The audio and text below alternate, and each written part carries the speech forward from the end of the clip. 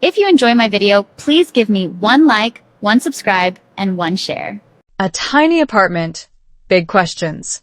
Nobody warns you that sometimes love becomes strangely quiet before it becomes strong. People talk about romance in America like it is a Netflix scene with city lights, warm coffee, and two people laughing while cooking pasta in a tiny apartment. What they do not tell you is that sometimes you are standing in that same kitchen at 11:30 at night, staring at cold pizza, wondering why the person you love suddenly feels emotionally 3,000 miles away, even though they are sitting right beside you. That was me during my first month living together with my boyfriend in the United States. At that time, I had already moved to Chicago with 2 suitcases, one nervous smile, and English that sounded much better inside my head than outside my mouth. On the airplane, I kept repeating simple sentences to myself like a student preparing for survival. Hi, nice to meet you. Can you say that again? I'm still learning English. Tiny sentences, tiny confidence, tiny emotional stability, and somehow I thought love would make everything easier. That is the funny part about moving to America for love. Your brain creates a trailer version of life. Cute apartment, deep conversations, romantic walks in winter, matching mugs, maybe one dramatic kiss in the snow while soft music plays in the background like your life suddenly became an emotional Hollywood movie. Reality? The apartment smelled slightly like old onions from the previous tenant. The heater made sounds like a dying robot every night.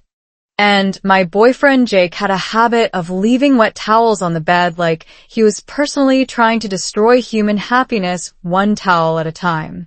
Still, I loved him. Or, at least I thought love alone was enough. The apartment itself was tiny. 1 bedroom, thin walls, small kitchen, 1 bathroom with lighting so aggressive it felt like being interrogated by the FBI every morning. Outside the window, Chicago looked cold and fast and expensive. Inside the apartment, I felt something even scarier than cold weather. I felt replaceable. Have you ever noticed how your insecurities suddenly become louder when you move to a new country? Scientists actually talk about this. When the brain experiences unfamiliar environments, stress hormones increase because your nervous system thinks danger might be nearby. Different language, different smells, different social rules. Your brain basically turns into an overprotective grandmother screaming internally 24 hours a day. That was exactly how I felt. Every small thing suddenly became emotional evidence that maybe I did not belong there. If Jake looked tired after work, my brain whispered, he regrets this. If I made grammar mistakes, my brain whispered, you sound stupid. If strangers spoke too quickly and I smiled awkwardly pretending to understand, my brain whispered, you will never fit into American life. Honestly, learning English while living with someone you love is a weird emotional sport. You are not just learning vocabulary. You are learning how to explain sadness, frustration, jealousy, loneliness, and fear using words that still feel heavy inside your mouth. One night, Jake casually asked, "Are you okay?" Such a simple question. But my brain froze like an old laptop trying to load 17 tabs at once. Because the real answer was complicated. I missed home. I missed speaking without translating thoughts first. I missed feeling smart. I missed understanding jokes immediately instead of laughing 3 seconds late like a confused background character in my own life. But instead, I smiled and said, "Yeah, just tired." That sentence became my emotional support blanket in America. Just tired. Not scared. Not lonely. Not overwhelmed. Just tired. The strange thing about living together before marriage is that romance slowly gets replaced by routines. You start seeing each other in ordinary moments instead of cinematic ones. Morning hair, grocery bills, bad moods, unwashed dishes, Tiny annoyances that somehow feel bigger at midnight. And honestly, that scared me more than anything. Because when you truly see someone every day, you also wonder whether they will eventually stop choosing you. One rainy Saturday, Jake and I went grocery shopping at a crowded American supermarket. I still remember standing in the cereal aisle completely overwhelmed. In America, even cereal has 37 versions. Honey oat, cinnamon crunch, protein blend, family size, giant size, gluten-free, sugar-free, emotionally confusing size. Meanwhile, people moved fast around me like they had completed a secret training program called How to Function Normally in America. I suddenly felt stupid for needing extra time to understand simple labels. Jake noticed my silence and gently asked, "Too much?" I laughed a little and nodded. Then he said something small that stayed in my heart for years. "You don't have to become American overnight." Simple sentence. Huge emotional impact. Because sometimes the pressure to adapt quietly destroys people, especially immigrants, especially language learners, especially people trying to build love while rebuilding themselves at the same time. That night, back in the apartment, we sat on the floor eating cheap tacos because we still did not own a dining table. Romantic, right? Except the tacos kept falling apart and Jake accidentally spilled sauce on his shirt. We laughed so hard we almost cried. And for a moment, everything felt lighter. Not perfect, not magical, but real. That was the first time I started understanding something important about relationships in America. Love is not always loud here. Sometimes it hides inside practical things. Carrying groceries, sharing bills, waiting patiently while someone searches for English words, sitting beside each other after an exhausting day without needing constant excitement. Psychologists call this emotional safety. The feeling that you can exist imperfectly around someone without fear of immediate rejection. But emotional safety takes time. And time is exactly what scared me. Because living together before marriage also meant discovering uncomfortable truths. Jake loved personal space. I wanted constant reassurance. He solved stress by becoming quiet. I solved stress by talking more. He thought silence was peaceful. I thought silence meant emotional disaster.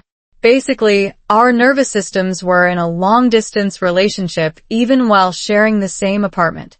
One evening, while watching snow fall outside the window, I asked him something I had secretly feared for months.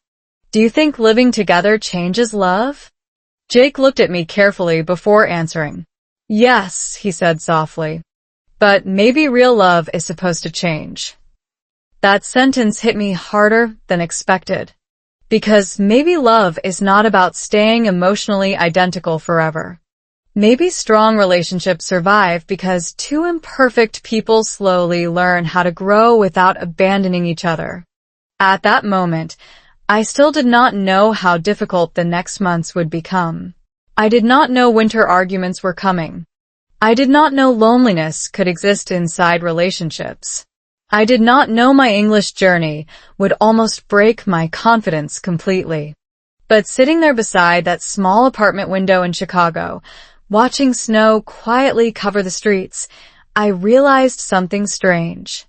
Sometimes the scariest part of love is not losing someone. It is letting them see the unfinished version of you, and hoping they stay anyway. Winter shock in Chicago. Nobody looks emotionally stable during their first winter in Chicago. The wind alone feels personal. I remember standing outside our apartment building one January morning, wearing 3 layers of clothing, 2 pairs of socks, and the confidence level of a frightened potato. The air hurt my face so aggressively that I genuinely wondered if America was testing immigrants like a survival reality show. Somewhere nearby, snow blew across the sidewalk like powdered sugar powered by anger. And people still walked calmly to work holding coffee cups, as if this weather was completely acceptable human behavior. Meanwhile, I could barely feel my ears. That winter changed everything between Jake and me. At first, I thought the biggest challenge of living together in America would be English. Then winter arrived and said, "Cute theory. You see, cold weather does strange things to relationships." Scientists actually found that reduced sunlight during winter can affect serotonin levels, energy, patience, and emotional regulation, which is a scientific way of saying people suddenly become dramatic over things like socks, dishes, and microwave sounds. And trust me, our apartment became a tiny emotional battlefield. The strange thing was that Jake seemed completely normal. He grew up in Chicago. To him, snow was cozy. Winter meant football games, hot coffee, oversized hoodies, and posting photos online with captions like, "Beautiful snowy morning." Meanwhile, I looked outside and saw a frozen apocalypse designed by emotionally exhausted penguins. One night, the temperature dropped so low that our apartment windows developed ice around the corners.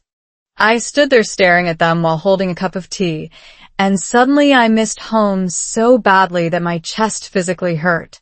That feeling surprised me, because homesickness is sneaky. It does not always arrive dramatically. Sometimes it arrives while hearing a familiar song, or smelling rice cooking somewhere, or realizing nobody around you understands the childhood version of you anymore. Jake came home late that evening from work, exhausted and distracted. He kissed my forehead quickly, dropped his backpack near the couch, and immediately opened his laptop.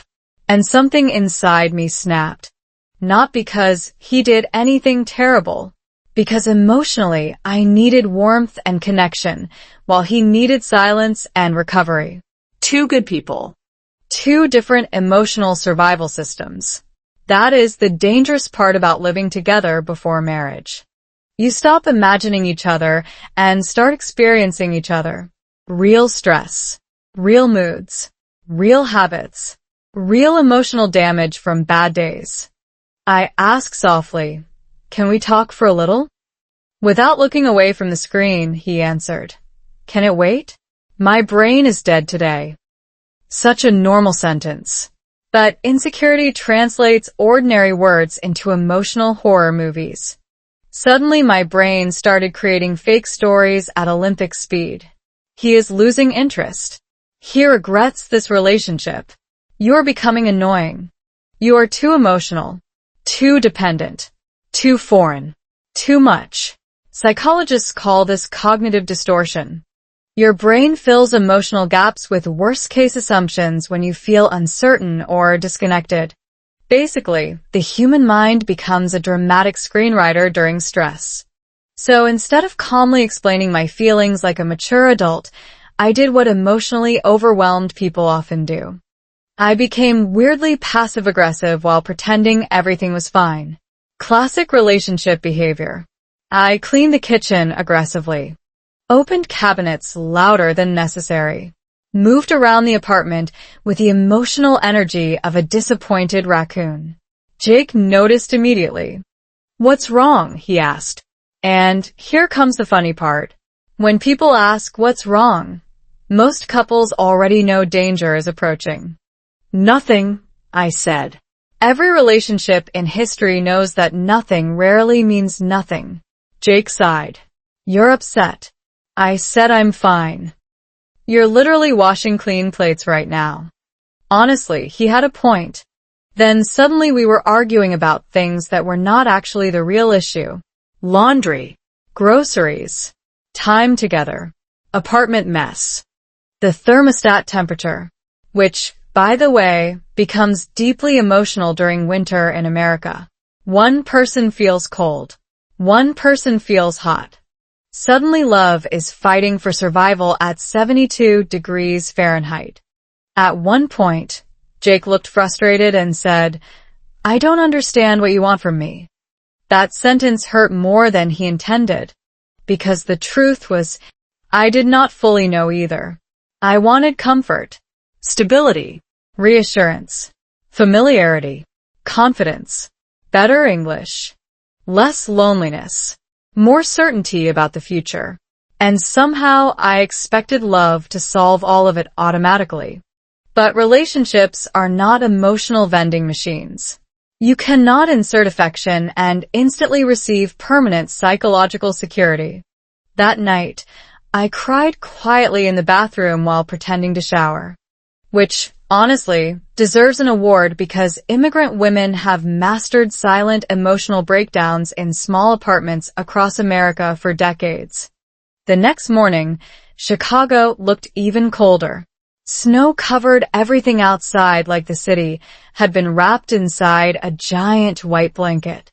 Beautiful from indoors. Emotionally disrespectful from outdoors. Jake left early for work, and I spent the entire morning alone. That was when loneliness became loud. Have you ever sat in complete silence, so long that tiny apartment noises suddenly sound dramatic?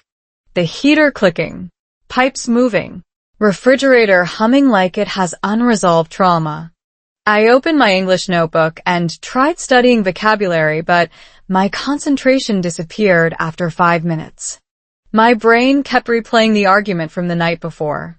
Then something unexpected happened. I started speaking English out loud to myself. Slowly. Honestly. Not textbook English. Real English. I feel lost here. I miss home sometimes. I'm scared you will stop loving me. The sentences sounded simple, but emotionally, they felt enormous. That was the first time I realized language learning becomes powerful when attached to real emotions. Studies show people remember vocabulary better when emotional experiences are involved because the brain prioritizes emotionally meaningful memories. Basically, heartbreak accidentally became my English teacher. Later that evening, Jake returned home carrying 2 cups of hot chocolate from a cafe near our apartment. He looked awkward. Nervous, even. I think we're both stressed, he admitted quietly. I nodded. Then he sat beside me on the couch and said something I still remember years later. You keep thinking you have to become stronger alone. But we moved into this together. That sentence broke something open inside me. Because many people secretly believe needing emotional support makes them weak. Especially immigrants. Especially people trying to prove they can survive in America independently. But human beings are not designed for emotional isolation. Neuroscience shows that supportive relationships reduce stress hormone activity and improve emotional resilience. In simple words, feeling emotionally safe literally helps the nervous system calm down. And maybe that is why love matters so much during difficult seasons. Not because it removes hardship, because it makes hardship survivable. That night, Jake taught me how Americans sometimes survive winter emotionally. Candles, warm blankets, movie nights, slow mornings, comfort food. Tiny rituals that create warmth when the outside world feels cold and exhausting. So we made soup together while snow continued falling outside the window. I practiced English while reading the recipes slowly. He corrected my pronunciation gently. I laughed when I accidentally called black pepper powder sadness. For the first time in weeks, our apartment stopped feeling like a stressful experiment. It started feeling like a home, not a perfect one, not a movie version, but a real one built slowly between mistakes, misunderstandings, emotional exhaustion, and 2 people trying very hard not to give up on each other. And strangely enough, the colder Chicago became outside, the more I started understanding what real warmth actually meant. English at the grocery store. Nobody expects a supermarket to become an emotional breaking point. You walk in thinking you are just buying eggs and bread, and somehow you leave questioning your intelligence, your confidence, and possibly your entire future in America. That is the strange magic of learning English as an adult. The language itself is not always the hardest part. The hardest part is feeling like your personality gets trapped behind words that arrive too slowly. And honestly, that day at the grocery store almost made me give up. It happened on a cloudy Tuesday afternoon in Chicago. Jake was at work, and for the first time since moving to America, I decided to shop alone. Small mission. Simple goal. Independent adult behavior. I even made a vocabulary list before leaving the apartment like I was preparing for a survival exam. Milk. Bread. Chicken broth. Laundry detergent. Easy. At least that is what I thought. The moment I entered the supermarket, my confidence immediately started collapsing in slow motion. American grocery stores are loud in a very specific way. Shopping carts squeak aggressively. Freezer doors slam shut like emotional punctuation. Overhead speakers play cheerful music while your soul quietly leaves your body near the yogurt section. And then there are the people. Americans shop fast. They move with terrifying certainty. They know where everything is. They compare prices while holding giant coffee cups and somehow still manage casual conversations at the same time. Meanwhile, I stood frozen beside 30 different types of bread trying to understand why one loaf was called Artisan Rustic Harvest Blend. It was bread. Why was it emotionally complicated? Still, I kept going. I repeated English words softly inside my head while pushing the cart slowly through the aisles. Excuse me. Where can I find? Thank you. Tiny phrases. Survival English. The kind language learners use when they are 90% fear and 10% determination. Then disaster arrived wearing a supermarket employee badge. A cheerful older woman walked toward me, smiling. Finding everything okay, sweetheart? My brain heard the sentence. My ears technically worked, but my nervous system panicked so hard that all English knowledge temporarily evacuated my body. This happens more often than people admit. Anxiety affects language processing because stress reduces working memory performance. Basically, your brain becomes a confused potato under pressure. I stared at her for one painful second too long. Then I answered. Yes, I am finding. Finding what? Nobody knows. Not even me. The woman smiled politely and walked away, but embarrassment spread through my body instantly. My face felt hot. My chest tightened. Suddenly the supermarket lights seemed brighter, the aisles longer, the voices louder. Have you ever felt stupid in another language? Not oops, small mistake stupid. I mean emotionally small. Like your adult identity shrinks into a nervous child version of yourself. That feeling is exhausting. Because back home, I was expressive, funny, smart, fast. In English, I suddenly became quiet and uncertain. Every sentence felt like assembling furniture without instructions. Still, I tried to stay calm. Then things somehow became worse.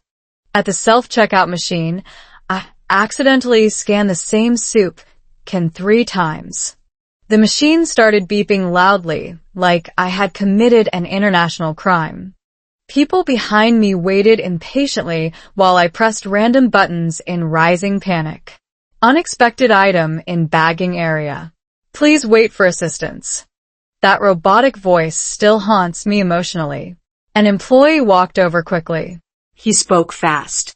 Too fast. Diarrhea to pay for Thysonia avoidance? I blinked.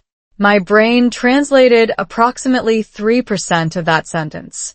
So naturally, I smiled nervously and said the international language learner response. Saudi? He repeated it slightly slower, but my anxiety had already reached maximum capacity. The more nervous you become, the less English you understand.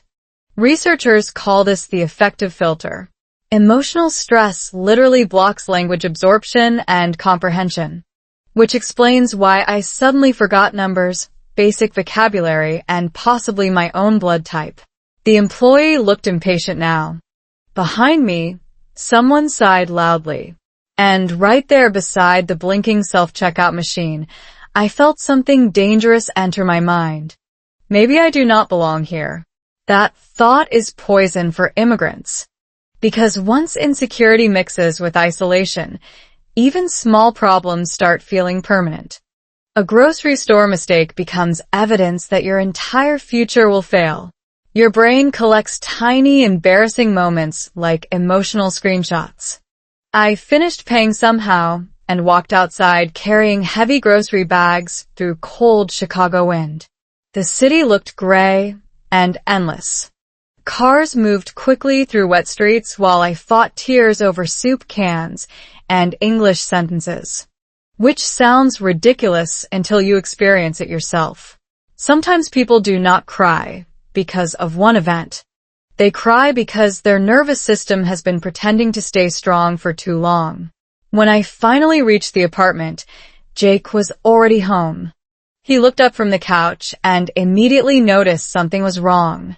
What happened? And suddenly I exploded emotionally like a shaken soda can. I hate speaking English, I blurted out. I sound stupid all the time. People talk so fast. I never know what to say. I'm tired of feeling confused everywhere. The words came out messy and emotional and embarrassingly loud. Jake listened quietly. Then he asked something unexpected. Do you know what I think when you speak English? I crossed my arms dramatically.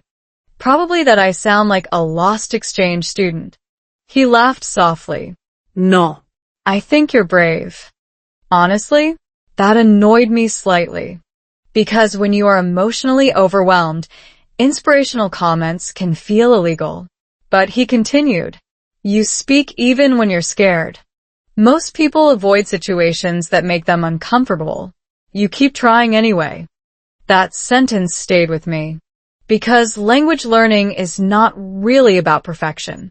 It is about tolerance for discomfort. The willingness to sound awkward temporarily while your brain slowly adapts. Neuroscientists explain that language fluency develops through repeated exposure and emotional persistence, not instant mastery. Your brain literally builds new neural pathways over time. Which means every uncomfortable conversation is secretly training your future confidence. Unfortunately, nobody tells you this while you are emotionally collapsing near self-checkout machines. That night, Jake suggested something simple. What if you stopped trying to sound perfect? I frowned. What does that even mean? It means maybe communication matters more than performance. That idea changed something inside me. Because I realized I had been treating English like a test instead of a tool for connection. Every conversation felt like pass or fail, smart or stupid, fluent or embarrassing. But real communication is messy even between native speakers. People interrupt themselves, forget words, misunderstand each other, say strange things accidentally. Human conversation is basically organized confusion with occasional eye contact. Later that evening, I tried something different. Instead of studying grammar for hours, I started talking out loud about my day in simple English. Very slowly. I went to the grocery store. I felt nervous. The cashier talked too fast. I was embarrassed. Short sentences. Real emotions. And strangely, speaking became easier when I stopped pretending to be impressive. Psychologists call this self-compassion. Treating yourself with patience during failure instead of harsh criticism. Studies show self-compassion improves motivation and resilience more effectively than self-shaming. Basically, your brain learns better when it does not feel emotionally attacked all the time. Over the next weeks, I kept practicing English in ordinary situations. Coffee shops, bus stops, Stores. tiny conversations, tiny victories. One cashier smiled after hearing my accent and said warmly, "Your English is really good." Was my English actually good yet? Absolutely not. But for the first time since arriving in America, I stopped measuring fluency by perfection. Instead, I measured it by courage. And maybe that is the hidden truth nobody talks about. Learning English is not just learning words. It is learning how to survive embarrassment without disappearing. It is teaching your nervous system that mistakes will not kill you. It is discovering that confidence does not arrive before action. Confidence arrives because of action. Even shaky, awkward, emotionally exhausted action. Especially that kind. 2 toothbrushes, 1 bathroom. Nobody tells you that relationships become truly real in the bathroom.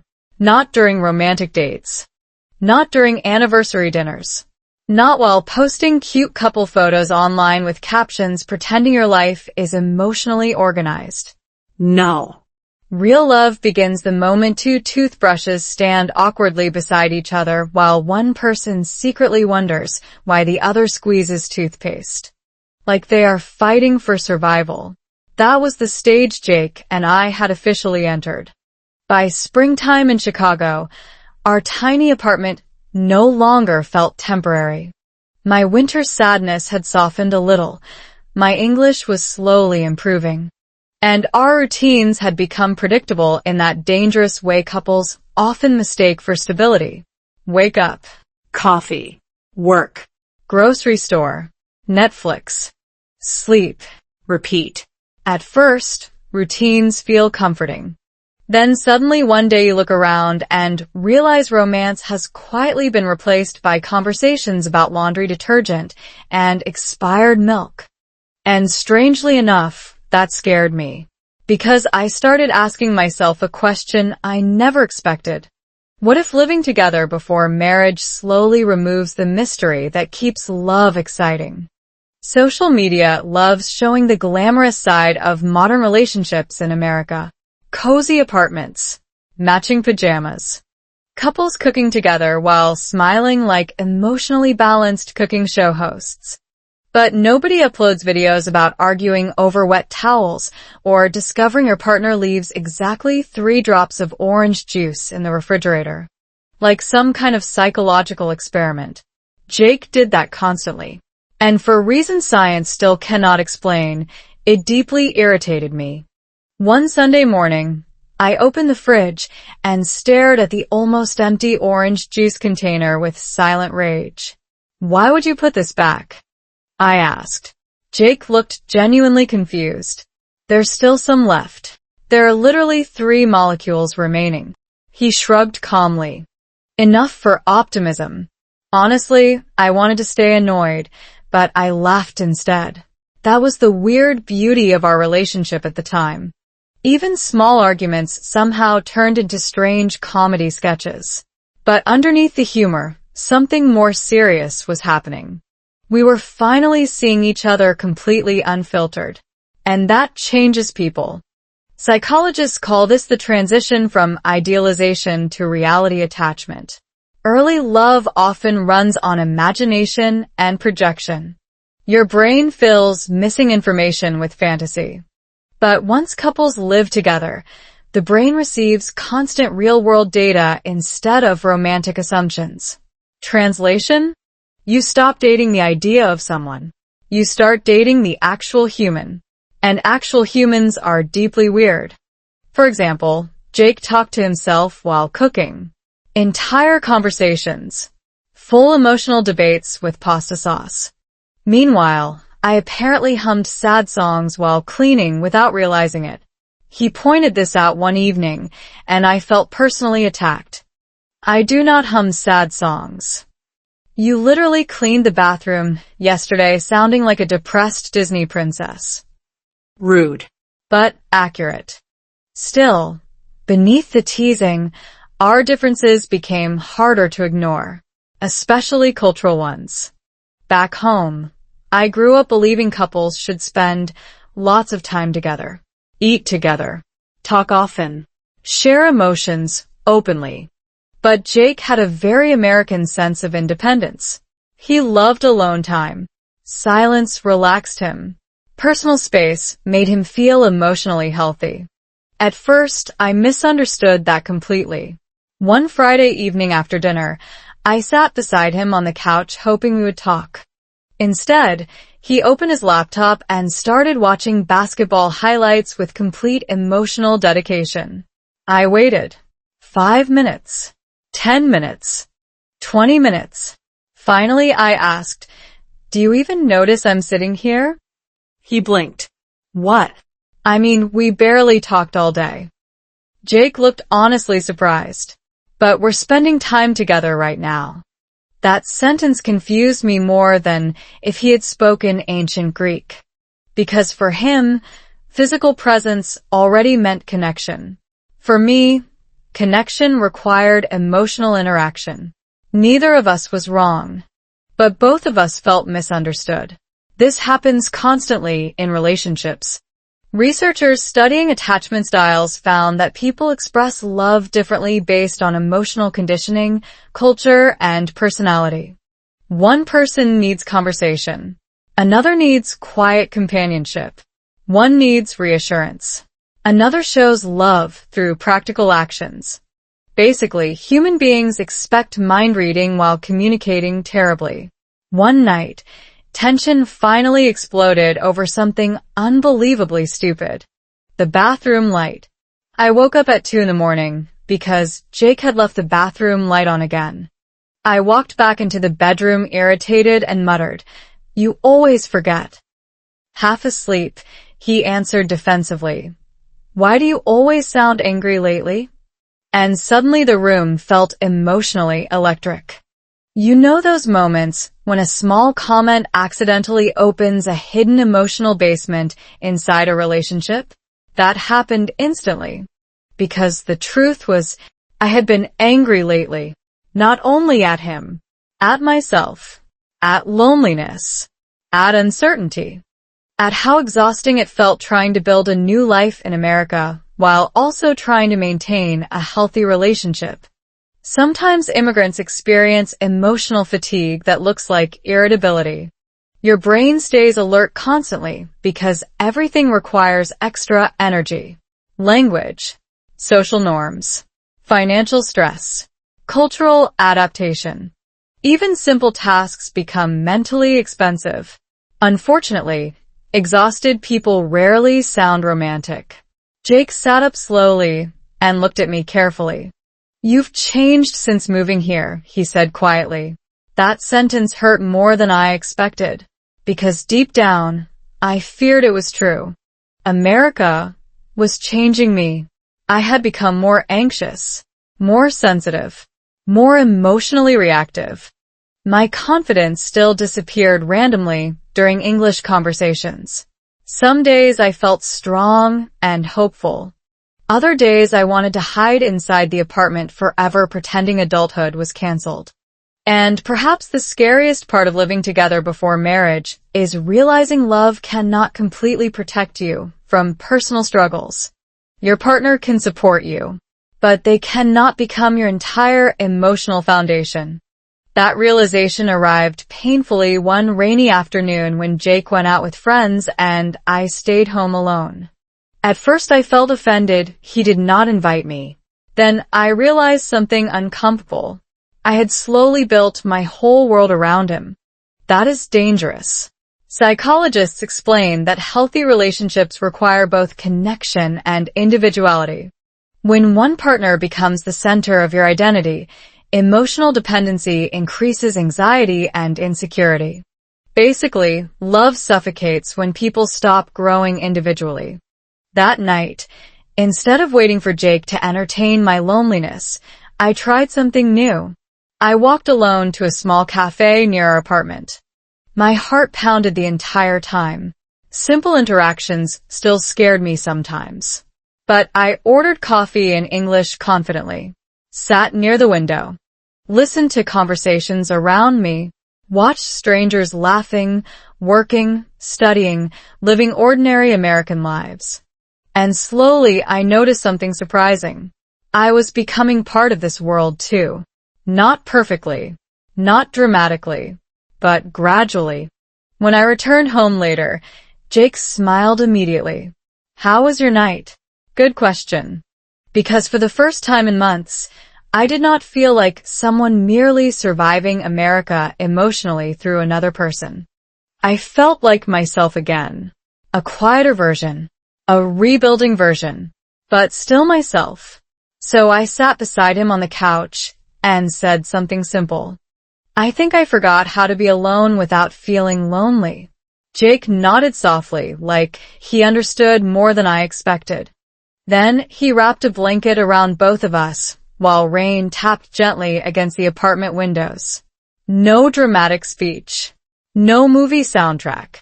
Just two imperfect people slowly learning that real relationships are not built by constant excitement. They are built by tiny moments of honesty repeated over time, even inside tiny apartments, even with wet towels, even with emotionally aggressive orange juice behavior. And maybe that is when love finally stops being fantasy, when two people see each other clearly and stay anyway. The silence after dinner. There is a very specific kind of silence that only happens between two people who still love each other, but no longer know how to reach each other. It is not dramatic, not cinematic. Nobody throws wine glasses across the room while emotional music plays in the background. Real relationship distance is quieter than that. It sounds like forks touching plates during dinner while both people stare at their phones pretending exhaustion is the reason they stop talking. That was us by the middle of summer. And honestly, it terrified me more than fighting ever did. Because arguments at least mean emotion still exists loudly. Silence feels different. Silence feels like love slowly leaving the room without wanting attention. Every evening followed the same pattern. Jake returned home tired from work. I asked how his day was. He answered, pretty normal. Then somehow 3 hours disappeared inside television noise, scrolling phones, unfinished conversations, and mental exhaustion neither of us knew how to explain properly. The strange thing is that nothing looked wrong from the outside. We still lived together, still bought groceries, still kissed goodbye in the mornings, still shared bills, blankets, and routines. But emotionally, something had shifted. It felt like we had stopped discovering each other. Psychologists sometimes call this relationship habituation. The brain naturally reduces emotional intensity toward familiar experiences over time. In simple words, humans stop noticing what becomes predictable. That is why couples often mistake emotional comfort for emotional disconnection. But when you are already insecure, that difference becomes almost impossible to recognize. One Tuesday night, we ate takeout noodles together while rain hit the apartment window softly. The television played in the background, but neither of us was actually watching it.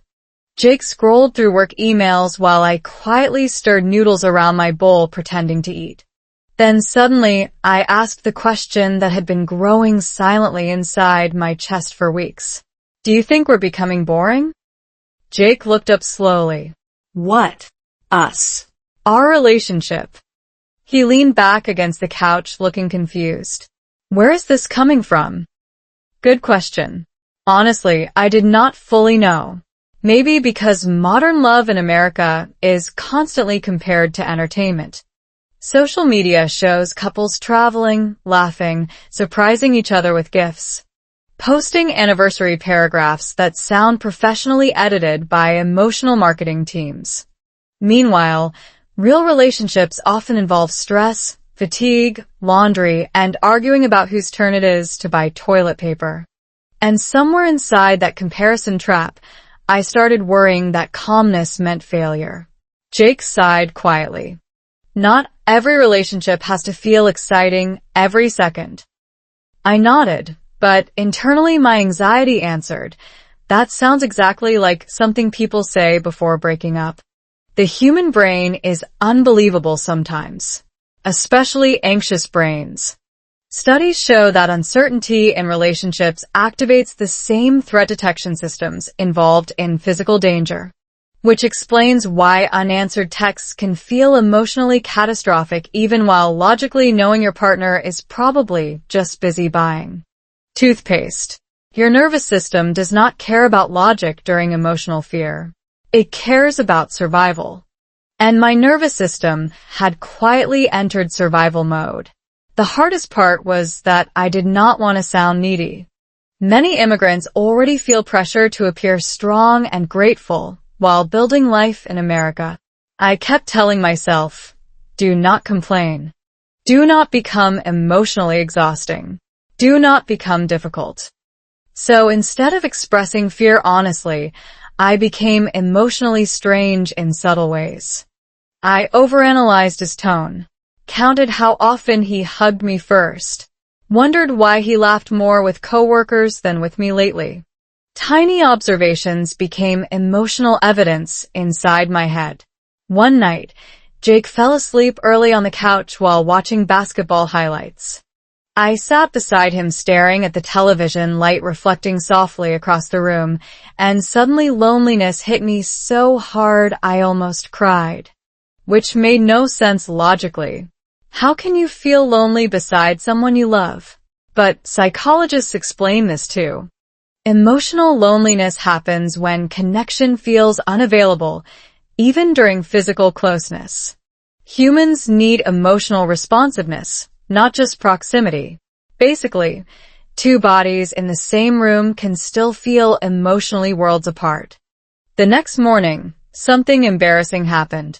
I accidentally overheard Jake laughing loudly during a work call in the kitchen. Really laughing. Relaxed. Energetic. Animated. And jealousy hit me instantly. Not romantic jealousy. Emotional jealousy. Because I realized I had not heard that version of him around me in weeks.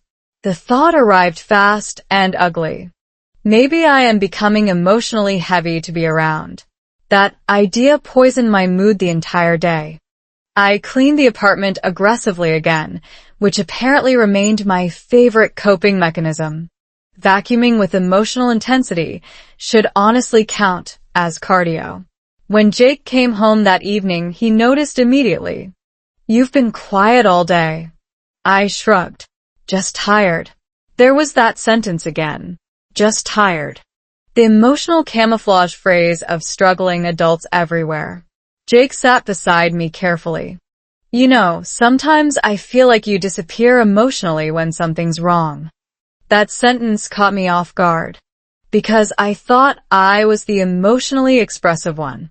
But maybe pain changes people differently than they realize. Trauma researchers explain that prolonged stress often creates emotional withdrawal, even in naturally open people. Your brain conserves energy by reducing vulnerability when it fears rejection or disappointment. In simple words, hurt people often become emotionally quieter while secretly needing connection more than ever.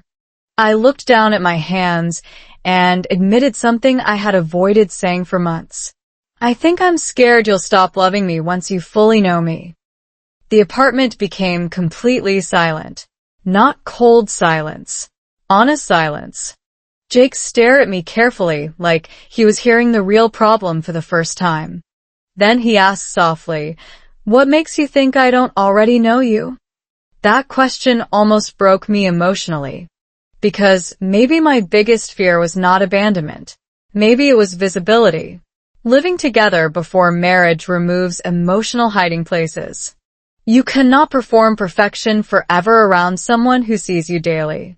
They see your anxiety, your bad moods, your strange habits, your insecurities at midnight, your exhausted face during difficult weeks. And part of me believed real love required being impressive constantly. But neuroscience says something fascinating about long-term relationships. Emotional intimacy grows not through perfection, but through repeated experiences of safe vulnerability. When people feel accepted during imperfection, trust deepens neurologically over time. Basically, love becomes stronger when masks become unnecessary. That night, Jake suggested we walk outside despite the rain. Chicago streets glowed under wet streetlights, while traffic moved slowly through the city. We shared one umbrella badly, because apparently coordinating umbrella movement as a couple is harder than international diplomacy. At one point I laughed because Jake accidentally stepped directly into a deep puddle and looked genuinely betrayed by the sidewalk. Then, unexpectedly, he reached for my hand. Not dramatically, not performatively, just naturally. And somehow that tiny moment felt bigger than every romantic dinner we had ever shared. Maybe they survived through ordinary reconnection. Small reminders that two people are still choosing each other beneath stress, routine, and emotional exhaustion. As we walked home through rainy Chicago streets, Jake looked at me quietly and said something I still remember years later. I don't need you to be perfect here. I just need you to stay honest. Simple sentence. Huge emotional impact. Because maybe silence becomes dangerous when people start protecting each other from their real feelings. And maybe love does not disappear all at once. Maybe it fades slowly whenever vulnerability gets replaced by performance. That night, back inside our tiny apartment, we talked longer than we had in months. No phones. No television. No pretending everything was fine. Just honesty. Messy, imperfect, uncomfortable honesty. And strangely enough, the silence that once scared me suddenly felt different. Not empty. Peaceful. Like two people finally stopped hiding inside the same room. Learning English through pain. Nobody expects heartbreak, loneliness, and emotional confusion to accidentally become language teachers. Usually, when people imagine learning English in America, they picture bright classrooms, motivational notebooks. Maybe some cheerful teacher saying things like, "Great job," while pointing at vocabulary words. Nobody mentions the possibility of whispering emotional sentences to yourself at midnight in a tiny apartment kitchen because your heart feels too heavy to stay silent anymore. But strangely enough, that was exactly when my English started becoming real. Not perfect. Real. By the end of summer, something inside me had changed after that long conversation Jake and I shared during the rainy night walk. We were still together, still trying, still loving each other. But for the first time since moving to America, I stopped pretending I could emotionally survive by hiding every difficult feeling behind. I'm fine. Honestly, I was tired of sounding emotionally edited all the time. So one evening, after Jake went to sleep early, I stayed alone in the kitchen with a cup of tea and opened my old English notebook again. The pages looked messy and uneven. Grammar notes, random vocabulary, shopping lists, tiny survival phrases written in nervous handwriting. Then I did something different. Instead of studying textbook sentences, I started writing the truth. Very simple truth. I feel lonely sometimes. I miss home when it rains. I am scared of failing here. I want to become stronger. Short sentences. Slow English. Real emotions. And suddenly the language stopped feeling fake. Psychologists explain something fascinating about emotional memory.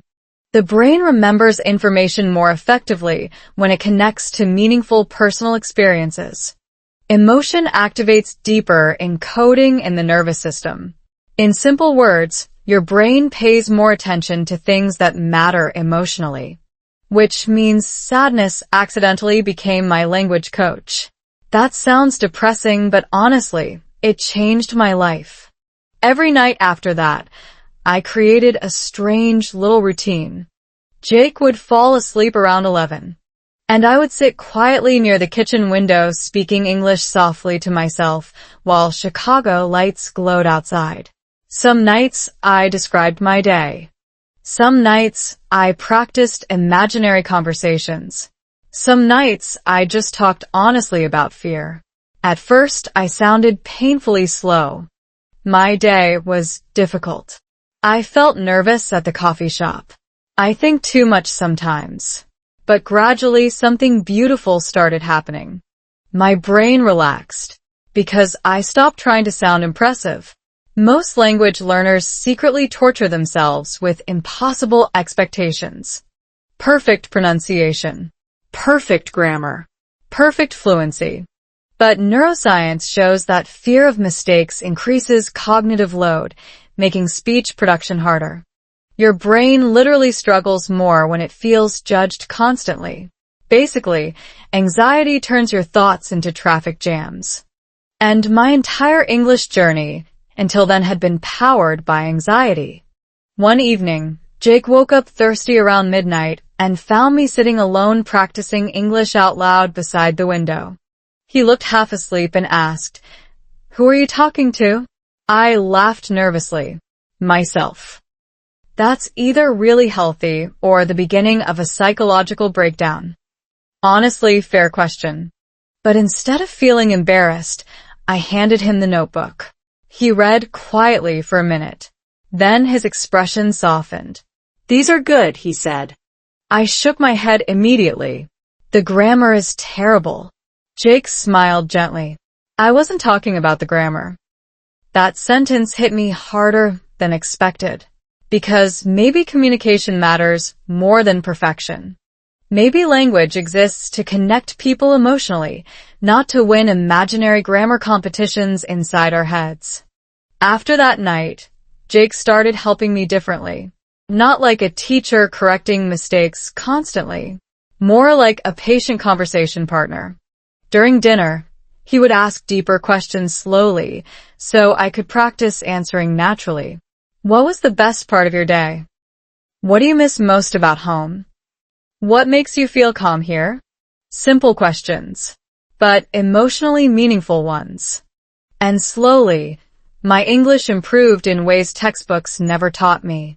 I learned phrases connected to real life, real emotions, real relationships. One afternoon at a cafe, something unexpected happened. The cashier asked casually, "How's your day going?" Normally, I would answer automatically. Good, thanks. End conversation. Escape safely. But this time I smiled and said, honestly, a little stressful, but I'm trying to stay positive. The sentence came out naturally. Not perfect, but alive. The cashier laughed warmly. That sounds like everyone in Chicago. And suddenly we were having a tiny real conversation. Nothing dramatic happened. No movie soundtrack. No applause. But while walking home afterward, I realized something enormous.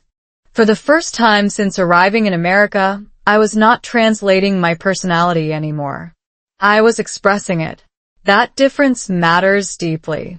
Many immigrants and language learners experience identity frustration because limited language ability creates emotional distance between who they are internally and who they appear to be externally. You feel smarter inside than outside, funniest inside than outside, more interesting inside than outside. It is emotionally exhausting. But slowly, sentence by sentence, I started reclaiming pieces of myself. Of course, not every day felt inspiring. Some mornings I still woke up emotionally overwhelmed. Some conversations still embarrassed me. Sometimes fast American accents sounded like people speedrunning entire alphabets. And there were moments when I almost gave up again. One evening at a restaurant, a waiter asked me something so quickly that I completely froze. I panicked, smiled awkwardly, and accidentally answered yes to a question I did not understand. 5 minutes later, an enormous plate of spicy shrimp arrived at the table. I hate shrimp. Jake laughed so hard, he almost cried. Meanwhile, I stared at the plate thinking, congratulations. Your anxiety just ordered seafood. But strangely, instead of collapsing emotionally afterward, I laughed too. Because failure had started feeling less dangerous. Psychologists call this resilience adaptation. When repeated exposure to discomfort no longer triggers catastrophic thinking, emotional recovery becomes faster. Basically, your nervous system slowly learns, oh, embarrassment will not actually kill us. Very important life lesson, especially in America. As autumn arrived, our apartment also started feeling warmer emotionally. Jake and I still had disagreements sometimes, but communication became softer, more honest, less defensive. Living together before marriage no longer felt like a test we were secretly failing. It felt like practice. Practice for patience. Practice for emotional maturity. Practice for building a future slowly instead of expecting instant perfection. One night while drinking tea together near the window, Jake suddenly asked, "Do you know what's different about you lately?" I looked nervous immediately. "What?" "You sound more confident now." That surprised me, because internally, I still felt uncertain constantly. But maybe confidence does not feel dramatic when it grows naturally. Maybe it arrives quietly through repetition, through surviving uncomfortable moments without running away. Then Jake added something unexpected. "You laugh more now." That sentence almost made me emotional, because for months, survival mode had stolen my joy without me noticing. Stress does that sometimes, especially when people are building new lives far from familiarity. But somewhere between broken grammar, late-night kitchen conversations, rainy Chicago evenings, and awkward coffee shop interactions, I had slowly started becoming myself again. Not the old version. A stronger version. A softer version. A version less obsessed with perfection and more interested in connection. And maybe that is the hidden truth nobody tells language learners. You do not just learn English. You learn courage. You learn emotional endurance. You learn how to stay visible even while feeling imperfect. And sometimes, the sentences that heal your life begin as shaky whispers spoken alone in a quiet kitchen after midnight. Meeting his family in Texas.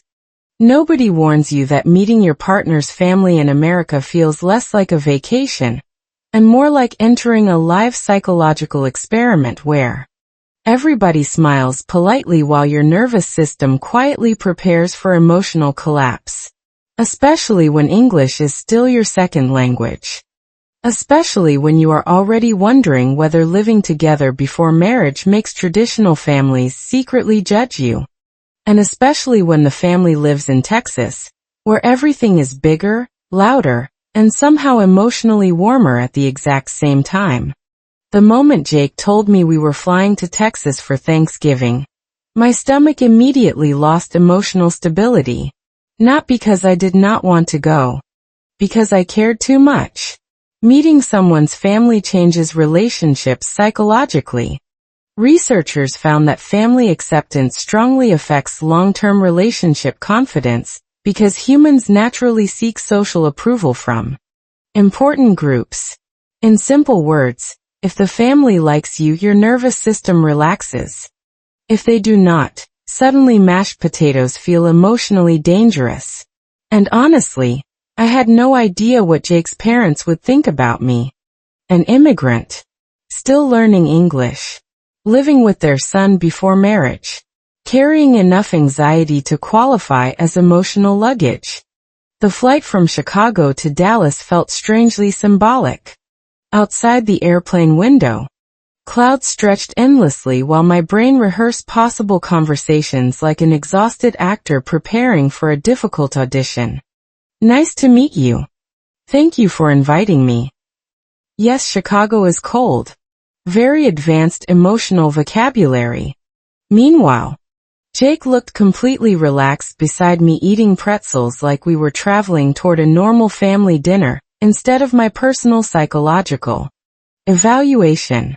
You're nervous, he said. I'm not nervous. I lied immediately.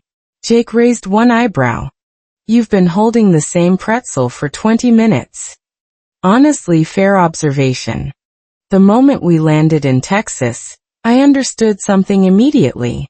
Texas does not believe in smallness. The sky looked enormous. The roads looked enormous. Even the grocery stores looked emotionally overconfident. Everything felt wide and loud and sunburned in a way completely opposite from gray, crowded Chicago. And then we arrived at his parents' house. Huge front yard. American flag near the porch. The smell of barbecue floating through warm evening air. And suddenly I had the terrifying realization that these people already knew stories about me before truly meeting me. Jake's mother opened the front door smiling brightly, before we even reached it. "You must be exhausted." Her accent sounded softer and faster than I expected. Southern American English felt completely different from Chicago English. Same language. Different emotional weather. Then his father appeared behind her wearing jeans, boots, and the relaxed confidence of a man who probably grills meat professionally every weekend. "Welcome to Texas," he said warmly. And for a brief moment, my anxiety loosened slightly, until dinner happened.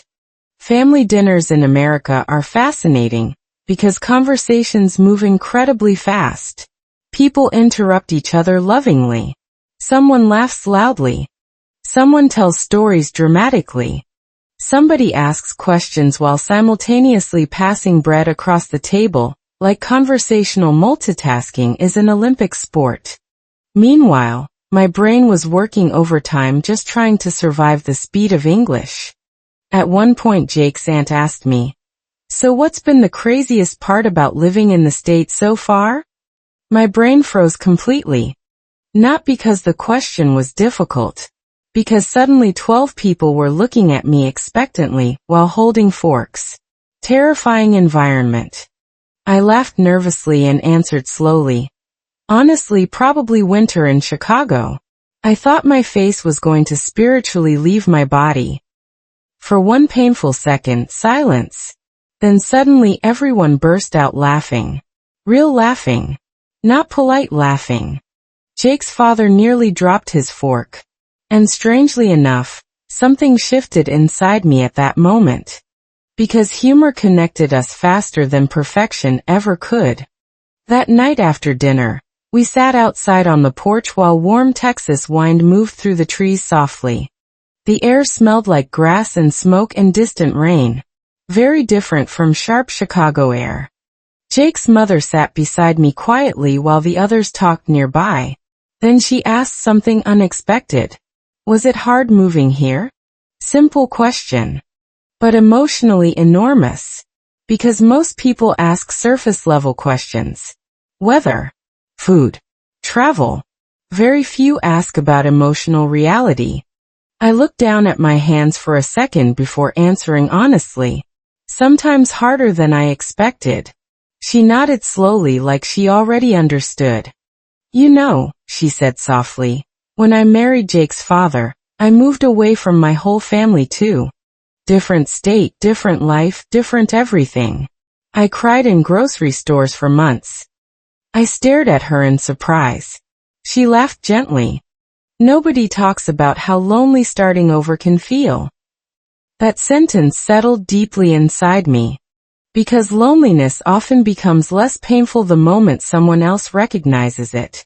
Psychologists call this emotional validation. When people feel understood instead of dismissed, stress responses decrease significantly.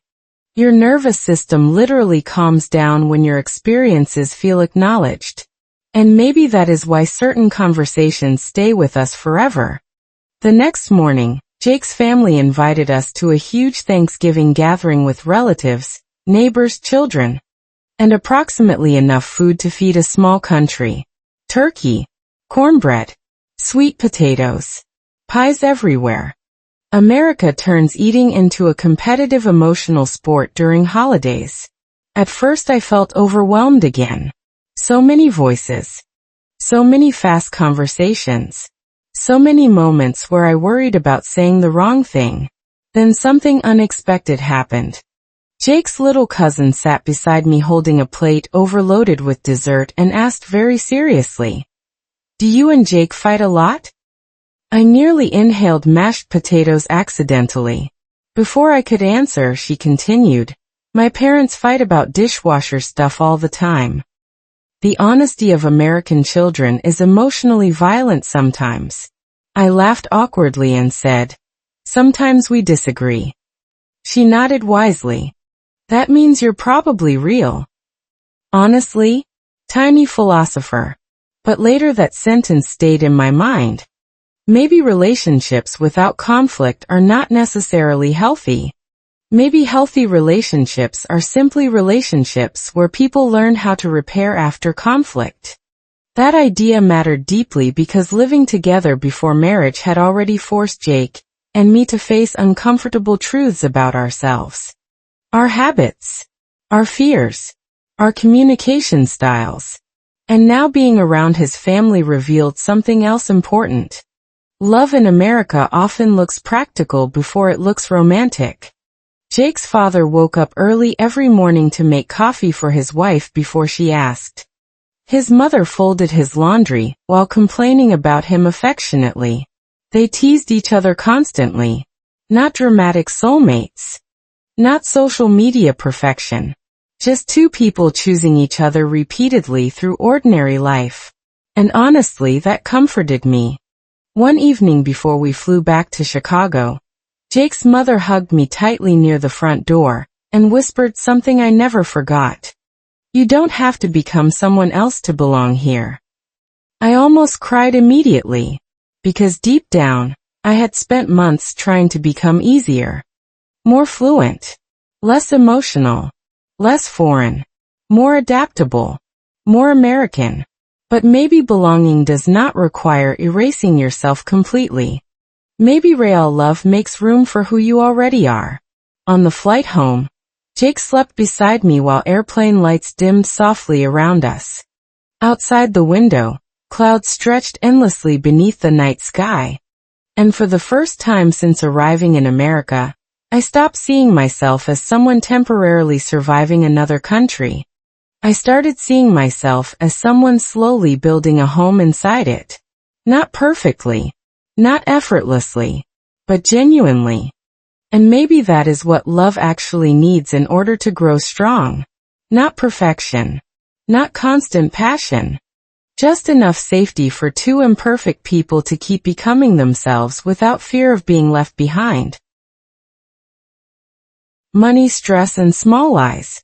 Nobody realizes how romantic love changes once money becomes part of the conversation. In the beginning, relationships survive on chemistry, excitement, and late-night emotional honesty. Then suddenly one day you are standing in a grocery store arguing internally about whether buying blueberries is financially irresponsible.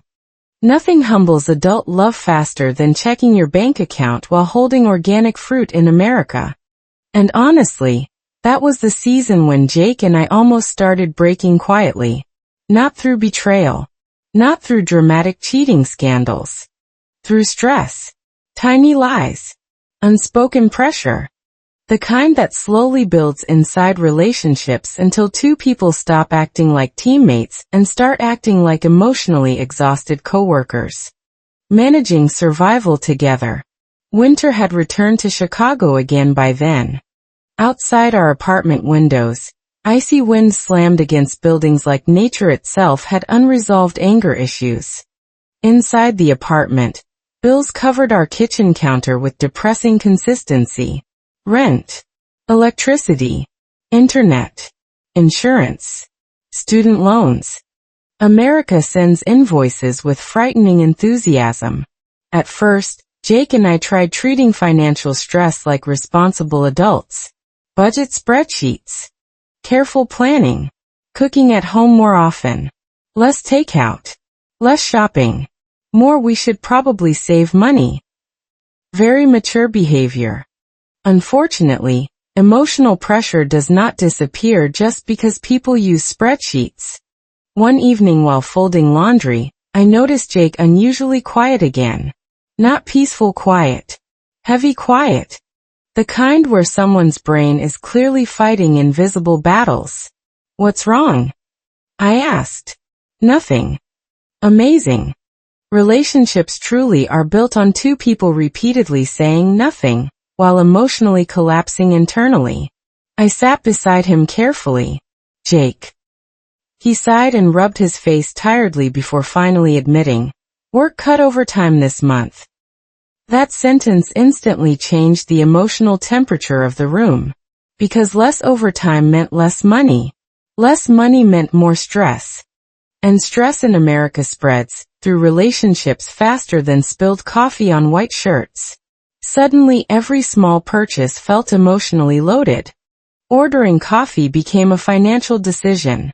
Going out for dinner started feeling irresponsible. Even grocery shopping became tense. One Saturday afternoon at the supermarket, I picked up my favorite tea from home and placed it gently into the cart. Jake glanced at the price tag and hesitated for half a second. Very small moment, but emotionally huge. My stomach dropped immediately. Not because he said no, because I suddenly felt guilty for wanting comfort. That feeling hits many immigrants hard.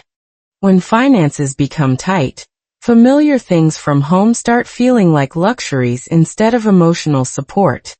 You begin questioning every personal need. I quietly put the tea back on the shelf. Jake noticed seriously. It's expensive. The conversation sounded calm on the surface. But underneath, both of us were already emotionally drowning in unspoken fear. Psychologists explain that financial stress reduces emotional bandwidth because the brain shifts into threat monitoring mode. People become more reactive, less patient, and more sensitive to perceived criticism. Basically, money problems turn ordinary conversations into emotional obstacle courses. And our relationship slowly started feeling heavier because of it. Then came the small lie. Honestly, it seemed harmless at first. I bought the tea later using cash from my own emergency savings without telling Jake. Tiny purchase. Tiny secret. I convinced myself it did not matter. But hidden things always change relationship energy somehow. A week later, Jake noticed the tea in the kitchen cabinet. I thought we decided not to buy expensive stuff this month. His tone was not angry, which somehow made me defensive immediately. I used my own money. He looked confused. Why didn't you just tell me? Good question. The truth was embarrassing. Because secretly, I hated feeling financially dependent sometimes. Even though we shared expenses fairly, part of me still feared becoming a burden. Especially as someone rebuilding life in another country, while still improving my career and English confidence. So instead of expressing insecurity honestly, I hid small things to protect my pride. Terrible strategy. Highly emotional. Very human. Jake leaned against the counter quietly.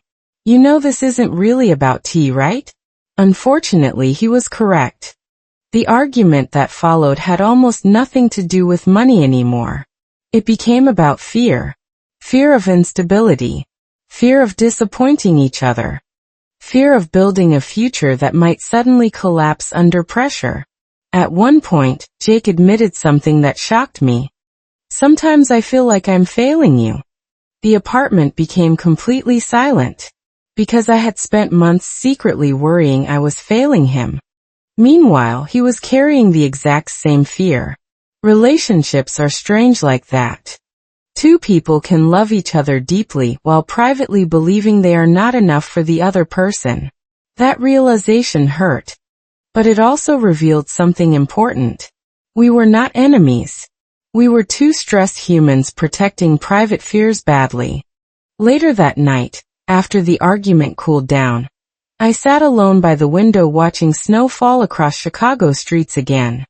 The city looked beautiful from far away. Quiet. Peaceful. Like life made sense somewhere beyond our apartment walls. Inside my chest, though, everything felt tangled. Then something unexpected happened. I remembered my old late-night English notebook. The one where I practiced speaking honestly. So I opened it again and started writing. Money changes how people talk. Stress changes how people love. I am afraid of needing too much. Simple sentences, but painfully real ones. Studies in relationship psychology show that couples who communicate underlying emotions instead of surface complaints experience stronger long-term connection. In simple words, I'm scared creates intimacy. You never understand me creates defense.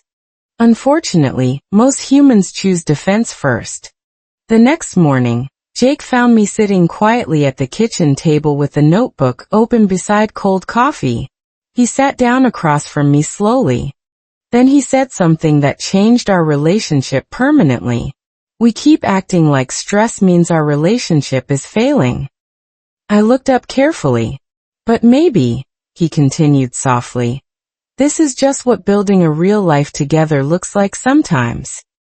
That sentence stayed inside me for years. Because social media teaches people that healthy relationships feel effortless constantly. But real partnership often looks less glamorous. It looks like problem solving while tired. Encouraging each other during uncertainty.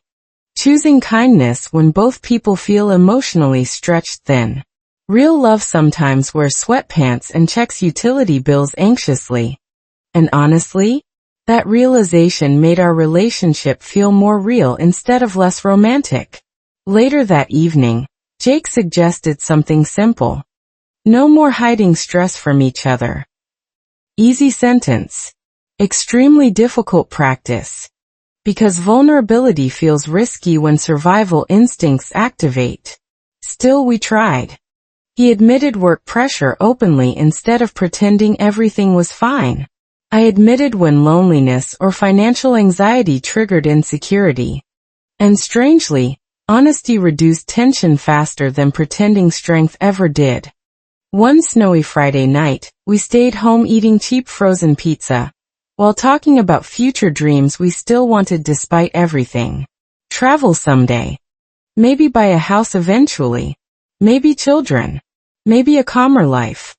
At one point Jake laughed and said, honestly, if we can survive Chicago winters and shared budgeting apps together, we can probably survive anything. I laughed too. But deep down, I understood something important. Love does not become strong because life stays easy. Love becomes strong because two people keep choosing honesty after stress reveals the less polished versions of themselves. And maybe those tiny frightening moments, bills on kitchen counters, nervous conversations, hidden fears, cheap frozen dinners during hard months, are not interruptions to real love. Maybe they are real love, just without the movie soundtrack. The night we almost broke up. Nobody ever plans the night they almost lose someone. It usually begins like an ordinary evening. One tired conversation. One small misunderstanding. One emotionally exhausted silence stretched slightly too far. Then suddenly two people who once promised to protect each other are standing in the same apartment speaking like strangers fighting for emotional survival. And honestly, that night still scares me when I think about it. Chicago was drowning in rain again. Not soft romantic movie rain. Aggressive rain. The kind that attacks apartment windows sideways while traffic lights blur across wet streets like the city itself is emotionally unstable. Jake came home late from work looking completely drained. His jacket was soaked. His face looked pale. And I could already feel tension following him into the apartment before he even spoke. Long day? I asked carefully. He dropped his keys onto the counter harder than usual. You could say that. Small sentence. Heavy energy. Normally, I would have stayed quiet. Avoided conflict. Pretended everything was fine until emotional pressure quietly exploded later. But months of living together had changed something inside me. I no longer wanted fake peace. So I asked gently, do you want to talk about it? Jake opened the refrigerator, stared inside for a second, then sighed deeply. I honestly don't know what I want anymore. That sentence hit the room like broken glass. You know those moments when your nervous system instantly realizes danger before your brain fully understands why? That happened immediately. I froze. What does that mean? Jake rubbed his face tiredly. I mean, everything feels heavy lately. Work. Money. Stress. Us. One tiny word. Massive emotional damage. The rain outside sounded louder suddenly. The apartment felt smaller. My chest tightened so fast I could barely think clearly. And here is the dangerous thing about fear in relationships. People stop listening accurately. Once panic activates, the brain shifts into protection mode. Neuroscientists explain that emotional threat reduces rational processing because the nervous system prioritizes defense over understanding. Basically, terrified people hear rejection everywhere. So instead of asking calm questions like an emotionally healthy adult, I reacted straight from fear. You think being with me is a burden now? Jake looked frustrated immediately. That's not what I said. But you said, us feels heavy. Because life feels heavy right now. The conversation escalated unbelievably fast after that. Two exhausted people. Two stressed nervous systems. Zero emotional patience remaining. At one point I accused him of emotionally pulling away for months. He accused me of turning every difficult moment into proof he no longer loved me. Old arguments returned. Hidden resentments surfaced. Tiny unresolved frustrations suddenly became emotional weapons. The apartment felt full of years instead of months. Then came the sentence that almost ended everything. Jake looked at me with complete exhaustion and said quietly, maybe we're trying too hard to force this. Silence. Real silence.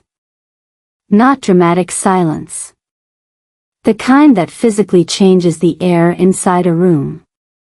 I stared at him while rain slammed against the windows behind us, and suddenly every fear I carried since moving to America came rushing forward all at once. You do not belong here. He regrets choosing you. Love is not enough. You built your whole life around someone who might leave. And honestly, for one terrible moment, I believed all of it completely. Psychologists call this emotional flooding. During intense conflict, stress hormones overwhelm the nervous system, making people temporarily unable to think clearly or regulate emotions effectively. In simple words, your brain becomes emotionally drunk during heartbreak-level arguments. I grabbed my jacket immediately. Jake looked startled. Where are you going? I need air. Outside? It's pouring. I don't care. Technically, I did care. Chicago rain felt like punishment from the universe itself. But emotionally overwhelmed people are not famous for excellent decision-making. I walked outside anyway. Cold rain hit instantly. Streets reflected blurry neon lights while cars rushed through puddles nearby. I walked without direction, crying angrily while pretending the rain hit it. Honestly, heartbreak in another country feels different. Because when relationships crack, immigrants often lose more than romance. You fear losing stability, familiarity, safety. Sometimes even your sense of home. And walking alone through rainy Chicago that night, I suddenly realized how emotionally dependent I had become on our relationship surviving. That realization terrified me more than the argument itself. I ended up sitting beneath a small bus stop shelter shivering beside empty streets. My phone buzzed repeatedly inside my pocket. Jake calling. Again. Again. Again. I ignored it at first. Partly because I was hurt. Partly because I needed silence long enough to hear my own thoughts clearly. Then something strange happened. Instead of replaying the argument, my brain started replaying memories. Jake helping me survive my first winter. Jake practicing English with me patiently. Jake carrying groceries upstairs when my back hurt. Jake making coffee during stressful mornings. Jake listening to my fears even when he did not fully understand them. Suddenly the relationship looked bigger than one terrible night. And maybe that is what strong relationships secretly require. The ability to remember the whole person during temporary emotional storms. Researchers studying long-term couples found that successful relationships depend less on avoiding conflict and more on maintaining positive emotional perspective during stress. In simple words, healthy couples remember love even while angry. Unfortunately, that is incredibly difficult when hurt. My phone buzzed again. This time it was a text. I'm sorry. Please come home. Simple message. No dramatic speech. No manipulative guilt. Just honesty. I stared at the screen for a long moment while rain continued falling beyond the bus stop lights. Then slowly, I realized something uncomfortable. Neither of us truly wanted to break up. We wanted relief. Relief from stress. Fear. Pressure. Uncertainty. But exhausted people often confuse emotional overload with relationship failure. That insight changed everything. When I finally returned to the apartment almost an hour later, Jake was sitting on the couch exactly where I left him. The television was off. The apartment looked painfully quiet. The moment he saw me, his shoulders relaxed visibly. Then he said something I never forgot. I don't want a life where we stop trying to understand each other. And honestly, that sentence broke me emotionally more than the argument itself.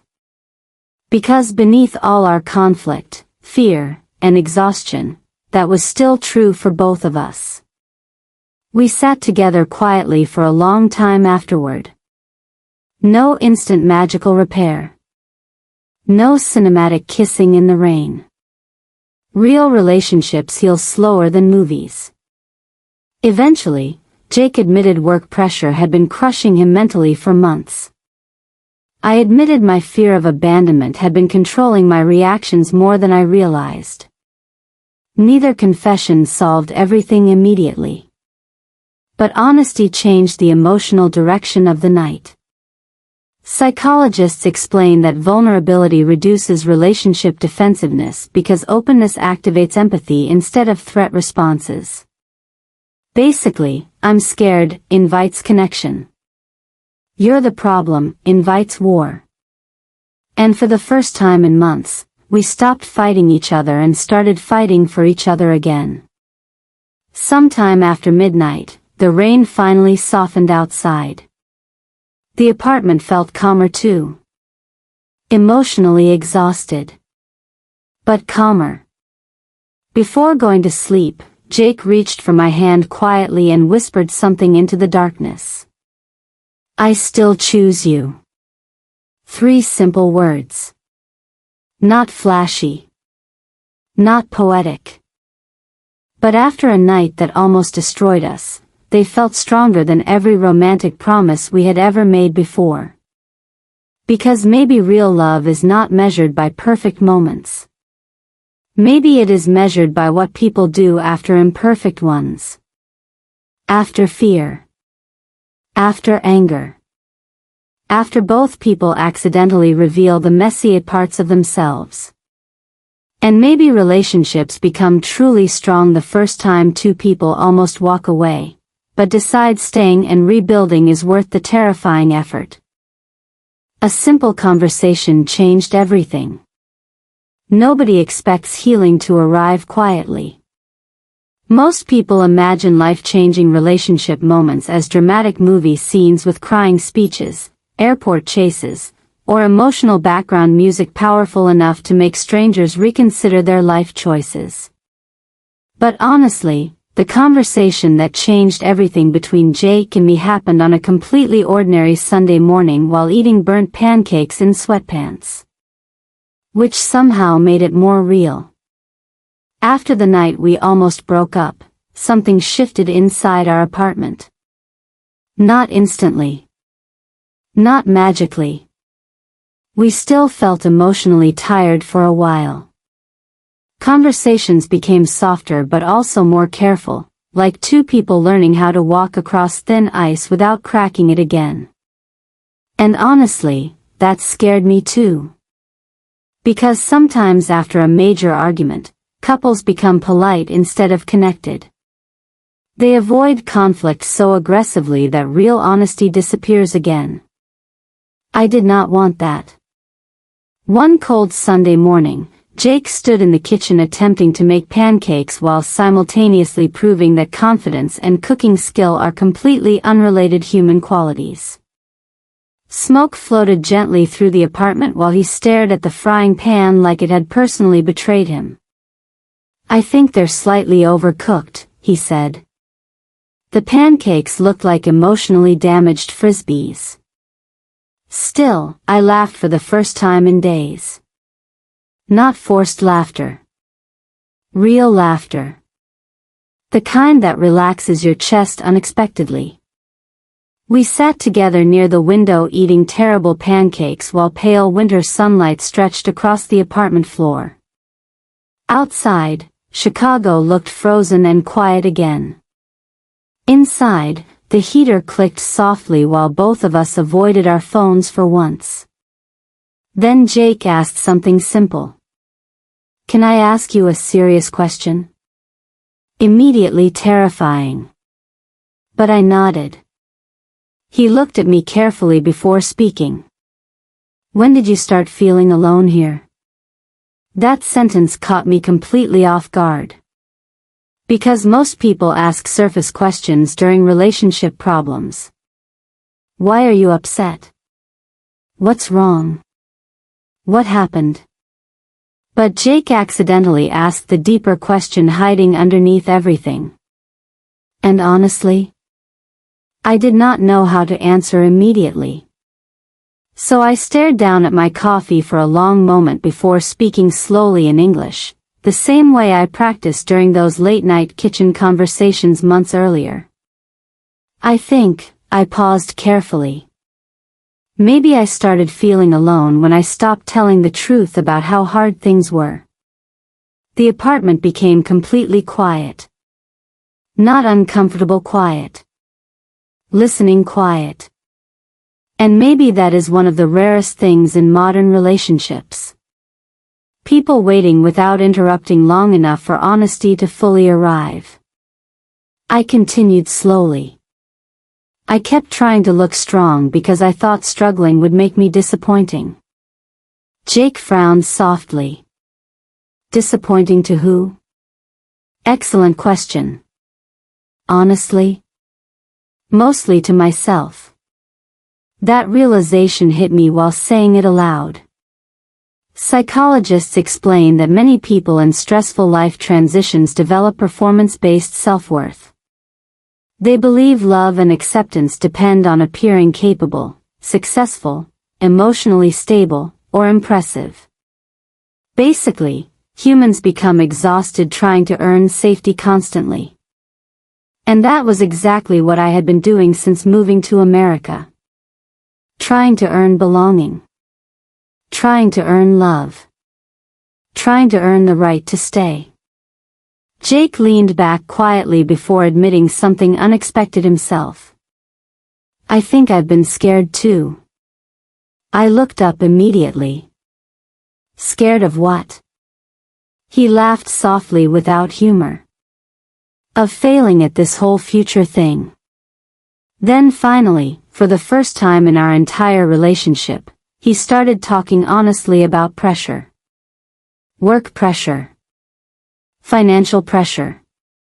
The pressure of wanting to build a stable life while secretly feeling uncertain himself. And suddenly I realized something important. I had spent so much time seeing Jake as my emotional safety that I forgot he was also human. Also scared. Also overwhelmed. Also trying. That realization changed the emotional balance between us completely. Because relationships become unhealthy when one person quietly turns the other into a symbol instead of seeing them realistically. Jake was not the stable American guy who had everything figured out. He was just another exhausted adult trying to survive modern life while loving someone the best way he knew how. That truth made me love him more. Not less. One fascinating thing relationship researchers discovered is that emotional intimacy increases when couples reveal vulnerable internal experiences instead of external complaints. Meaning, I feel afraid, creates deeper connection than, you never understand me. Simple difference. Massive psychological impact. And somehow, that Sunday morning conversation slowly unlocked months of hidden emotional tension between us. We talked for hours. About childhood. About fear. About loneliness. About what living together before marriage had actually taught us. At one point Jake admitted something that made me unexpectedly emotional. When we first moved in together, I thought love would automatically make everything easier. I laughed softly. Me too. But maybe real love does not remove difficulty. Maybe it simply creates a safe place to experience difficulty together. Huge difference. Outside the apartment, snow started falling again in slow, soft waves. Chicago looked almost peaceful for once. Inside, our tiny apartment suddenly felt warmer than it had in months. Then something surprising happened. Instead of speaking perfect English carefully, I stopped monitoring every sentence. I just talked. Naturally. Messily. Honestly. And Jake understood me completely anyway. That moment mattered more than any grammar improvement. Because I finally realized fluency is not about sounding perfect. It is about feeling emotionally free enough to express yourself without constant fear. Researchers studying language acquisition found that emotional safety improves speaking confidence dramatically because the brain processes language more efficiently when anxiety decreases. Basically, relaxed brains communicate better. Which explains why my English suddenly flowed more naturally during honest emotional conversations than during stressful situations where I tried sounding impressive. At one point, Jake smiled quietly and said, "Your English changes when you stop being afraid." That sentence stayed with me forever. Because maybe confidence is not something you force. Maybe confidence appears automatically when fear loses control. Later that afternoon, we decided to leave the apartment and walk through the snowy streets together. The city looked softer under fresh snow. Coffee shops glowed warmly behind foggy windows. Couples walked bundled inside oversized winter coats while traffic moved slowly nearby. At one point we stopped near the Chicago River watching snowflakes drift across dark water. Then Jake asked quietly, "Do you ever regret moving here?" The old version of me would have answered safely. Of course not. Easy. Polite. Emotionally edited. But now I answered honestly. Sometimes I regret how lonely it felt at first, I admitted. But I don't regret becoming stronger because of it. Jake nodded slowly. And strangely enough, I realized that answer applied to our relationship too. Living together before marriage had not been easy. It exposed insecurities, communication problems, different cultural expectations, stress responses, financial fears. All the messy hidden parts people often avoid until later. But maybe that was exactly why our relationship had started becoming more real. Not because we avoided difficult conversations. Because eventually, we stopped hiding during them. That night back at the apartment, Jake made another batch of pancakes determined to redeem himself emotionally from the morning disaster. The second attempt looked slightly less tragic. Progress. As we sat laughing together in the kitchen again, I suddenly noticed something small but important. The apartment no longer felt emotionally heavy. Not because our problems disappeared. Because honesty finally had room to breathe there. And maybe relationships survive not through perfect compatibility, but through repeated moments where two people choose truth instead of emotional performance. Even shaky truth. Even uncomfortable truth. Especially that kind. Because sometimes one honest conversation spoken slowly in imperfect English can heal more than months of pretending everything is okay. The question I never expected. Nobody realizes how strangely quiet life becomes right before something changes forever. Movies lie about this constantly. They show dramatic music, emotional speeches, maybe a sunset working overtime in the background like nature itself has been hired by Hollywood. But real life? Real life often changes while someone is washing dishes, looking tired, and arguing internally about whether leftover pasta is still safe to eat. That was exactly the kind of night it happened. By the second spring in Chicago, our apartment no longer felt temporary at all. The walls carried traces of our routines now. Coffee mugs we both used automatically. Blankets permanently claimed during movie nights. Tiny scratches on the kitchen table from years of careless dinners, and emotionally intense conversations. The apartment looked ordinary. But emotionally, it had become evidence. Evidence that two imperfect people had survived more together than either expected. And honestly, that realization still surprised me sometimes. Because when I first arrived in America, I secretly believed relationships survived mostly through compatibility and romance. But living together before marriage had taught me something completely different. Love survives through repetition. Through ordinary patience. Through difficult conversations repeated until understanding slowly grows where misunderstanding once lived. And strangely enough, that ordinary Tuesday evening started like every other normal day. Jake came home late from work looking exhausted again, but not in the heavy hopeless way from months earlier. More like standard adult fatigue. The kind modern Americans carry everywhere like invisible backpacks full of unpaid emotional invoices. I was standing in the kitchen practicing English pronunciation softly, while cooking soup. Yes, I still did that sometimes. Quietly narrating little actions out loud had become part of my routine. Add garlic. Too much pepper. Soup emotionally unstable now. Jake walked in halfway through my conversation with the soup pot, and laughed immediately. I like that you still talk to food. I'm multilingual now, I answered dramatically. The soup understands me emotionally.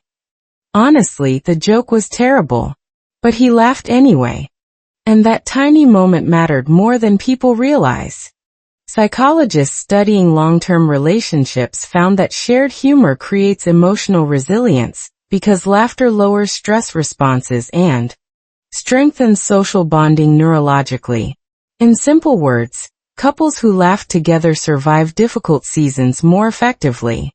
which explains why our relationship finally felt lighter again after months of emotional storms. During dinner, we talked casually about work, grocery prices, and whether Chicago weather was secretly designed to destroy human optimism permanently. Normal conversation. Comfortable conversation. Then suddenly Jake became unusually quiet. Not bad quiet. Focused quiet. He stared down at his bowl for a second before asking something strange. Do you remember the first thing you said to me in America? I laughed immediately. Probably something grammatically illegal. No, he smiled softly. You asked me if winter always hurts your face physically here. Honestly, valid question. Chicago wind still felt personally aggressive. But something about his expression made my nervous system suddenly alert. Not panic exactly. Just awareness. Like the emotional atmosphere inside the apartment had shifted slightly. Then Jake stood up slowly and walked toward the living room window, while snow drifted softly outside. You know, he said quietly, I used to think love was supposed to feel certain all the time. I stared at him carefully. Because sentences beginning like that usually lead somewhere emotionally dangerous. But his voice stayed calm. Then we moved in together and everything became more complicated than I expected. Okay. Mild panic returning. My brain instantly started reviewing every relationship mistake from the last 2 years like an emergency emotional slideshow. The shrimp restaurant disaster. The money arguments. The rainy night we almost broke up. My terrifying grocery store breakdown. Emotionally exhausting collection. Then Jake turned toward me fully. But honestly, he continued softly, I think complicated love might actually be more real. The apartment suddenly felt incredibly still. Outside, snow continued falling quietly across Chicago streets while warm kitchen light reflected against the windows behind us. And somewhere deep inside my chest, I already knew this moment mattered. Jake walked closer slowly. Not dramatic. Not movie perfect. Just nervous. Which somehow made everything feel even more emotional. I've seen you scared, he said quietly. I've seen you homesick. I've seen you frustrated, overwhelmed, exhausted, insecure, stubborn, emotional. Wow, I interrupted. Very romantic speech so far. He laughed softly without breaking eye contact. But I've also seen you become stronger, he continued. And somehow every difficult season just made me want to build a life with you more. My heart started pounding immediately. Real pounding. The kind where your nervous system completely forgets how breathing works correctly. Then he reached into his jacket pocket. And suddenly time stopped emotionally. Now here is the funny thing about proposals. People imagine they will react gracefully, calmly, beautifully. But honestly, most human beings respond to major emotional moments like confused raccoons encountering unexpected fireworks. My brain became completely useless. Jake looked nervous too, which strangely comforted me. Then finally he said the sentence I never expected would affect me so deeply. Will you marry me? Simple words. Quiet words. But after everything we survived together, they carried the emotional weight of entire years. And honestly, I started crying immediately. Not elegant movie tears. Ugly emotional collapse tears. Because suddenly every lonely moment since moving to America rushed through my mind all at once. The grocery store panic. The language insecurity. The winter depression. The fights. The fear of not belonging. The nights I questioned whether love could survive stress, cultural differences, and uncertainty. And standing there inside our tiny apartment, I realized something huge. Love had not become strong because everything stayed easy. Love became strong because we stayed honest long enough to grow through difficulty instead of escaping it. That realization broke me emotionally in the best possible way. Jake looked alarmed immediately. Wait, are these good tears? I laughed through crying. Yes, idiot. Very romantic response. But perfectly authentic. When I finally said yes, he hugged me so tightly I could barely breathe. Outside, snow kept falling softly across the city, while traffic lights glowed red and gold through the winter night. And strangely enough, the apartment where we once almost lost each other now felt like the safest place in the world. Later that night, after emotional chaos settled slightly, we sat together on the couch staring at the engagement ring occasionally like two shocked people accidentally involved in a major life event. Then Jake asked quietly, "Are you happy?" I leaned against him carefully before answering. "I think I'm finally not afraid all the time anymore." That sentence surprised even me, because maybe real love does not remove uncertainty completely. Maybe it simply gives people enough emotional safety to stop running from themselves.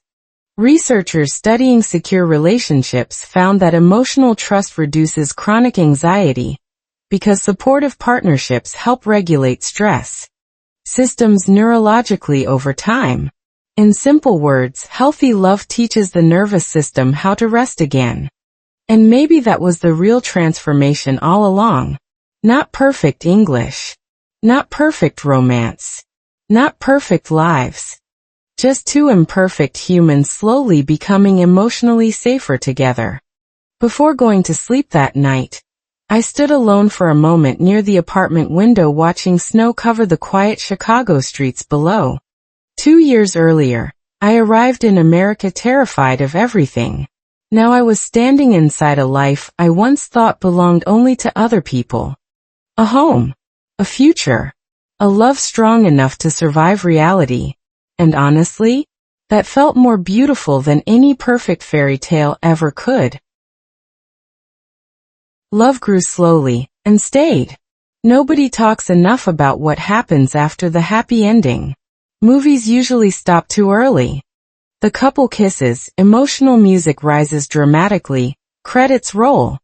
And suddenly everyone assumes love will continue functioning automatically forever like some magical emotional subscription service.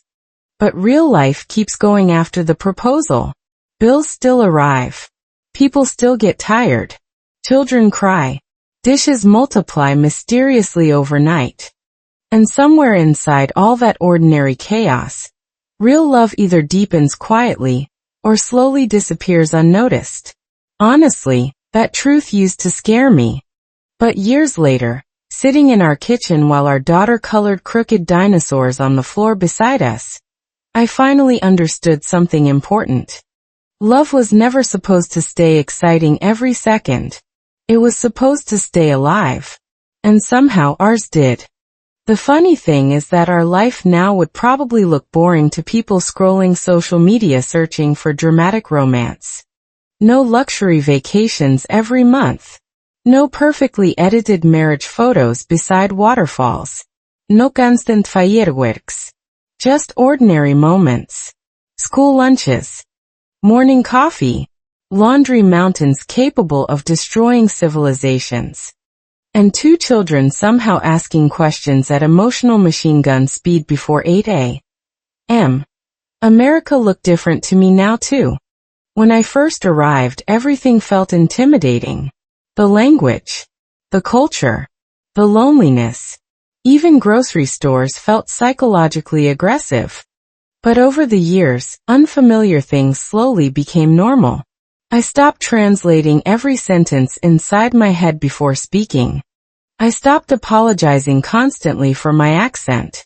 I stopped feeling like a temporary visitor inside my own life. And strangely enough, becoming a mother changed my English faster than anything else ever did. Children do not wait politely while you search for vocabulary. They ask impossible questions immediately. Why is the moon following the car? Can fish get lonely? Why does broccoli smell emotionally suspicious? Honestly, children speak like tiny philosophers with sleep deprivation. But they also force you into fearless communication. No time for perfection. No time for overthinking grammar. Parenting in another language becomes survival-level fluency training. One afternoon while helping our son with homework, I suddenly realized something shocking. I was explaining complex ideas in English naturally without fear. No panique. No mental translation. No emotion el collapse afterward. And for a moment, I just sat there quietly staring at the kitchen table feeling overwhelmed in the strangest way. Because years earlier, I once cried in a grocery store after forgetting how to answer a simple question. Now English lived inside me differently. Not like a performance. Like home. Psychologists studying identity adaptation found that immigrants gradually experience integrated belonging when a second language becomes emotionally connected to daily life rather than consciously processed. In simple words, the language stops feeling foreign because your memories start living inside it. That realization hit me deeply. My children spoke English naturally. Our family traditions blended cultures naturally. Even my humor had changed slightly after years in America. Somewhere along the journey, I stopped asking myself whether I truly belonged here. Life answered for me slowly instead. Of course, marriage still had difficult seasons. Real ones. Not inspirational Instagram difficulties where couples hold hands beautifully during sunsets. Actual difficulties. Exhaustion. Parenting stress. Financial pressure during difficult years. Moments when Jake and I felt emotionally distant again, because adulthood consumes energy aggressively sometimes. But something had changed fundamentally after everything we survived before marriage. We stopped fearing difficult conversations. That mattered enormously. One night after the kids finally fell asleep, Jake and I sat alone in the living room surrounded by toys we were both too tired to clean immediately. The apartment looked chaotic. The television played softly in the background. Outside, Chicago rain tapped against the windows again exactly like years earlier. Then Jake laughed quietly. What? You remember when we almost broke up because of soup and stress? I groaned dramatically. Please do not emotionally revisit that era. But honestly, we both smiled. Because distance gives people perspective. And looking back, I realized something almost funny. The relationship problems that once felt catastrophic actually became the foundation of our strength later. The communication struggles taught us honesty. The financial stress taught us teamwork. The loneliness taught us emotional patience. Even the cultural misunderstandings taught us curiosity instead of judgment. Researchers studying long-term marriages discovered something fascinating. Couples who survive adversity together often report stronger emotional intimacy later, because overcoming stress creates shared resilience and deeper trust. Basically, relationships grow stronger when two people repeatedly experience, life got hard, and you still stayed. That was us. Not perfect. Still occasionally arguing about ridiculous things. Jake still leaving microscopic amounts of orange juice in the refrigerator, like a criminal. Me still cleaning aggressively whenever emotionally overwhelmed. Some habits survive marriage permanently apparently. But beneath all the ordinary chaos, something deeper remained steady. Trust. One Saturday morning, our daughter climbed onto my lap while I practiced reading an English storybook aloud to her slowly. Halfway through the story, she interrupted me suddenly. Mommy, why do you talk funny sometimes? Children truly attack emotionally without warning. I laughed softly, because English wasn't my first language. She looked confused. But you're good at it. Simple sentence. Huge emotional impact. Because for years I measured my English through insecurity, mistakes, accent, fear. But children often see truth more clearly than adults do. Communication is not about sounding perfect. It is about being understood with love. Later that evening after the kids slept, I stood alone near the kitchen window again, just like I used to during those lonely nights years ago. Chicago lights stretched endlessly beyond the glass while memories moved quietly through my mind. The scared version of me arriving in America. The girl crying in supermarkets. The woman whispering broken English sentences alone at midnight trying not to give up. And honestly, I felt proud of her. Not because she became perfect. Because she kept going while terrified. That matters more. Jake walked into the kitchen behind me quietly and wrapped his arms around my waist. "You're thinking again," he said. I was remembering everything. He rested his chin gently against my shoulder. "We've come pretty far." Yes, we really had. And maybe that is the real answer to the question people ask constantly about living together before marriage. Does love need time to grow strong? Honestly, yes. But not because time magically fixes people. Time simply reveals people. Their fears. Their habits. Their wounds.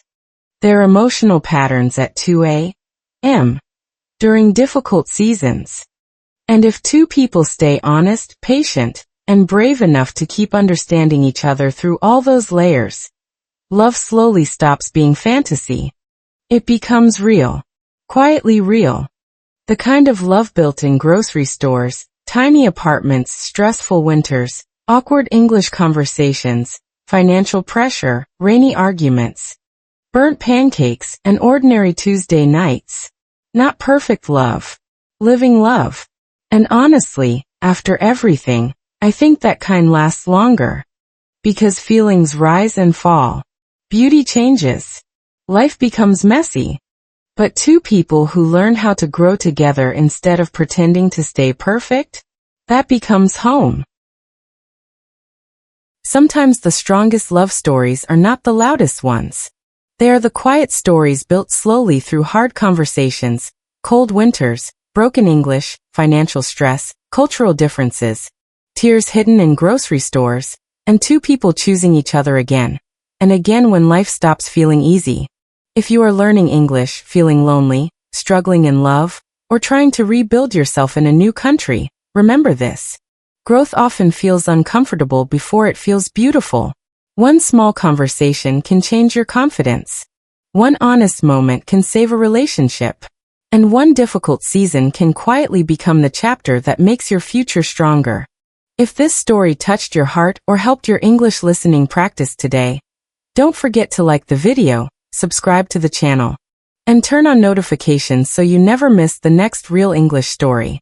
In the next videos, we'll explore more emotional American life stories, relationships, marriage struggles, family moments, cultural surprises, and slow English conversations designed to help you improve your listening, speaking, and vocabulary naturally. Maybe the next story will feel exactly like your own life.